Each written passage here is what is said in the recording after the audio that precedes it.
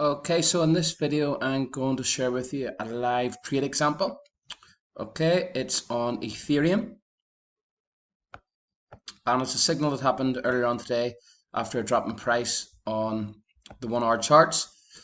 Okay, as you can see, price was outside the bands area, came back in, and we got a buy signal on Ethereum to the upside. Okay, the close this candle was the buy signal.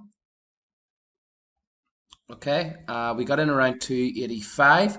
Okay, dropped a little bit down on the open. We got in around 285. You can see this is the position we're in here. It's going nicely at the minute. Okay, we're at 2,324. It's up around $40 since we got in. Again, the position very simple. We got the alert via the email. Okay, I'm going to hold this position until I get a opposite signal in the other direction, or it goes to the other side of the bands up here. Okay, so nice trade. It's going nicely. You can see it's live in the market here on Binance. Okay, and just explain it one more time. Price comes down outside the bands area. We get a signal to the upside. As it comes outside, that there's a signal, we enter the trade, and we basically hold it till we get an opposite. Since we're going down here, so we're in a nice downtrend on Ethereum at the minute.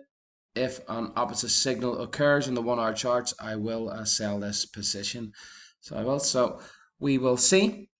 Okay, and I'll just set the alarm for that to happen, just so you know it's a set on the 1 hour chart, one on bar close and create. Okay, so when that happens, we will get an alert. Okay, so moving nicely up around $45 so far. Trade $210 P ROI. So going nicely. So live trade example there on Ethereum USD on Binance Futures using the crypto ACE X indicator.